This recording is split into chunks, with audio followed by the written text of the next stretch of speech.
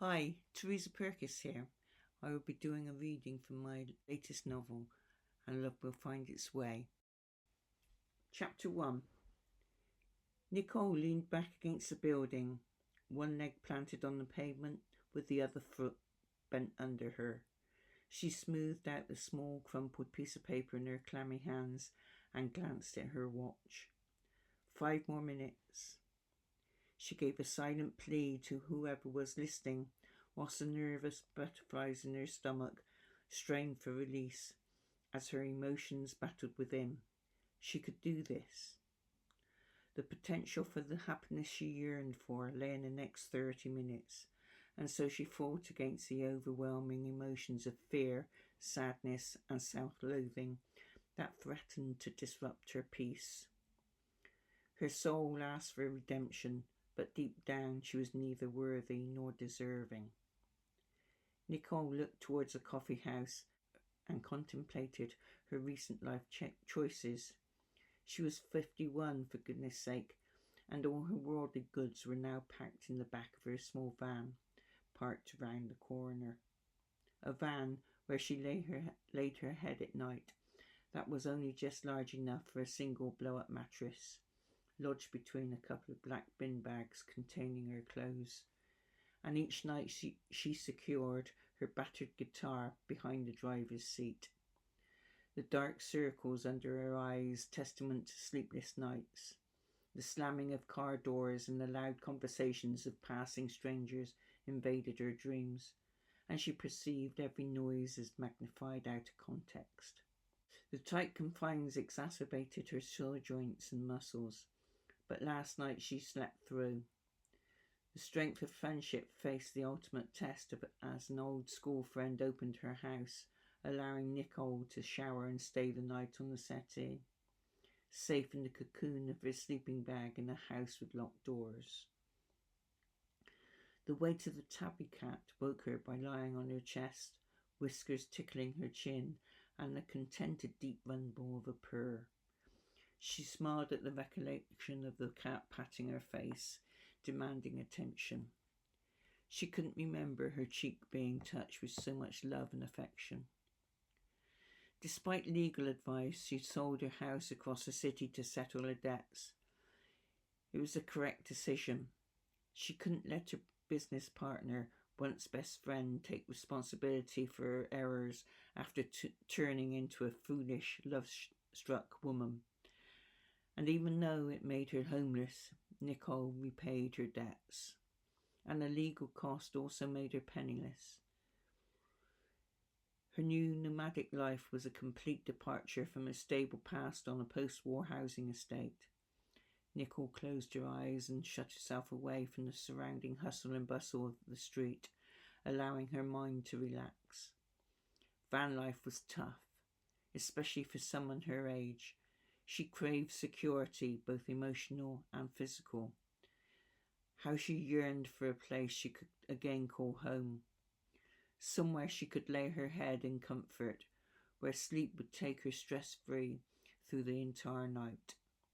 Where she could invite her few remaining friends, or luxuriate in a shower or bath and get dressed in comfort, to feel human again. With her savings diminishing, she couldn't afford a deposit for a cheap bedsit, a room in a shared house, or monthly rent. So every night she parked her small van on the different residential streets around the city, joined the expanding band of nomads with no fixed abode, trying to survive the current economic climate. She sighed and tried not to dwell on her decisions as she fell from the respectable to a community blight. How did it happen? Nicole shook her head.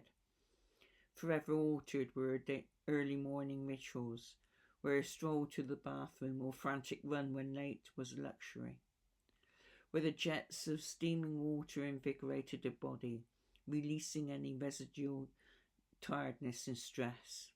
Then, even after getting dressed, she would smell the minty aroma of her body wash and the coconut fragrance of her shampoo and conditioner. She inhaled deeply as she tried to imagine those long-forgotten smells. Instead, her nose picked up the hint of citrus, from the borrowed toiletries that emanated from her body. The lingering aroma of shower gel and shampoo clung to her hair and skin, and after months she felt clean. The different smells brought renewed sadness mingled with a flash of hope, and this tiny sense of optimism produced a smile. On a normal day, the unit that plugged into the cigarette lighter socket in her fan gave her enough hot water to flannel wash her important places whilst lying down, still in her sleeping bag. Then each day she smoothed the creases and struggled to pull on her outdoor clothes as she tried to keep the early morning chill from her bones. Nicole centered her thoughts and rolled her neck and shoulders. She took a couple of deeper breaths and blew out the air in a slow, steady stream.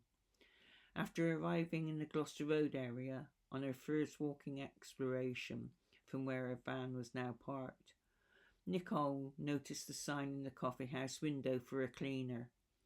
She gave in her resume and was ecstatic when her phone pinged, inviting her for an interview today.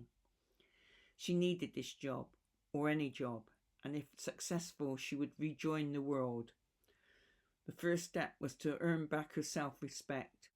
She feared that some past friendships would forever stay lost. Nicole was standing on the precipice and reminded herself that she needed to summon all her reserves of confidence to confront what could be one of the most important days of her life. She realised the next half hour would make or break her, seeing no way back if this failed. Nicole looked down at her attire, pleased that after ironing both her black trousers and a thin V-neck sweater, they looked passable for an interview. Despite their worn appearance, her shoes were polished and most of the scuff marks removed.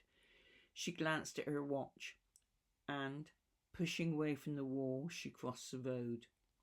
Nicole stared at the door and, on hearing the happy murmurs from inside the bustling building, took a couple more steadying breaths.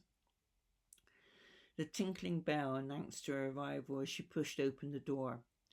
The verbal abuse that haunted her was inconspicuous. No one turned and no one acknowledged her. The older woman behind the counter glanced away and smiled. The delicious mix of ground coffee and specialist teas, alongside the sweet aroma of the cabinet full of indulgent cakes and biscuits, invaded her senses. Nicole took a breath and her stomach growled with a longing for all things decadent and mouth-watering. Nicole closed her eyes, sighed at the normality of the situation and joined the back of the queue. When she reached the front, the server again smiled. Her blue eyes crinkled at the corner, showing years of happiness. "Yes, please. What can I get you?" "I'm here for a meeting."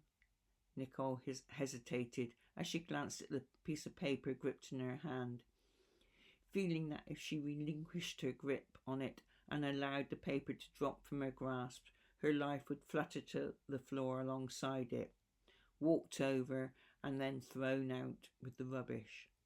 "Catherine," Nicole said in a quiet voice.